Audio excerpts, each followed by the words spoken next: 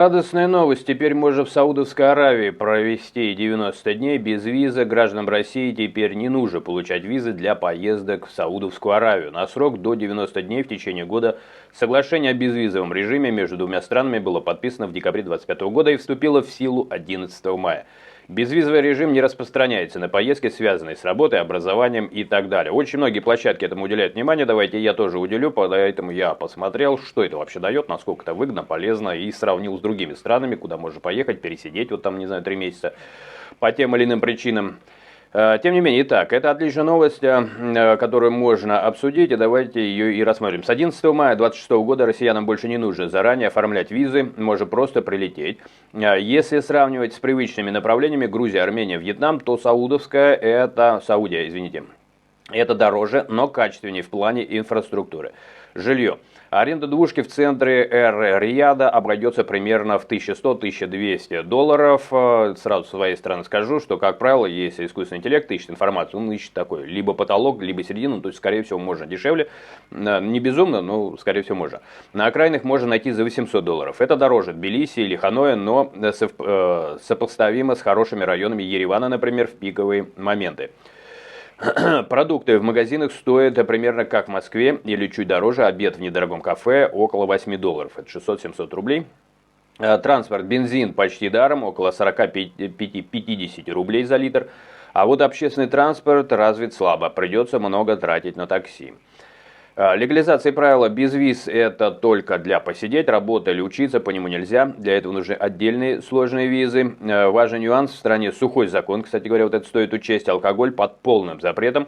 И свои строгие правила поведения, хотя сейчас они сильно смягчаются. Связь с миром, интернет отличный, но дорогой, безлимит около $70 в месяц.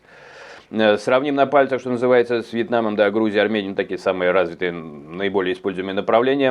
Вьетнам намного дешевле, но визово сложнее, на долгий срок и далеко лететь. Напомню, что Вьетнам, там, кстати говоря, сложность в том, что дается для россиян промежуток временной, небольшой, не помню, сколько там, 40 дней, что ли, там, месяц, полтора, что такое. Дальше делаешь визаран, и к этому очень легкое отношение. Вот где-то в Грузии, например, к таким вещам сейчас вроде как стали цепляться, то есть вот выехал, заехал. Все сложнее, вот такие вещи много где сейчас усложняют. Вьетнам вроде как то, что мне попадалось, катайся, все просто. Причем там даже есть какие-то автобусы с какими-то спальными местами, то есть ты просто заходишь в какую-то укачиваемую камеру, прилег вздремнуть, проснулся, ты сделал визаран. Либо там помогают фирмы, то есть, такое целое направление. Так что, с одной стороны, можно сказать, что сложнее с визами, с другой стороны, там люди годами живут, все это уже на поток поставлено, но тем не менее он все-таки дешевле. Грузия, Армения дешевле по жилью, привычнее ментально, но рынок там уже перегрет. То есть могут задирать где-то цены, наверное, какие-то такие сложности имеются в виду. Саудовская Аравия – это вариант для тех, у кого есть бюджет и кому нужно пересидеть 3 месяца в суперсовременной, безопасной и технологичной стране, где к россиянам сейчас относятся подчеркнуто нейтрально позитивно. Политический фон, немножко давайте пару слов все-таки этому тоже уделим. Для России это мощный сигнал, что изоляция не работает в сторону Востока. Саудиты показывают, что готовы принимать российские деньги и туристов, несмотря на давление Запада. Это очередной шаг в сторону БРИКС и укрепление связей вне западного контура.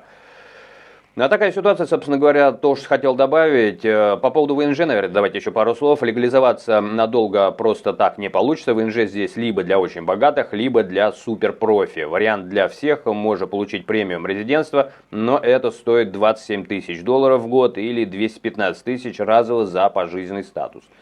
Вариант для профи-инвесторов ВНЖ дают за покупку недвижимости от 1 миллиона. То есть вот эти вещи как много где развиты, то есть недешево. Инвестиции в бизнес или если вы уникальный специалист, зарплаты от 10 до 20 тысяч в месяц.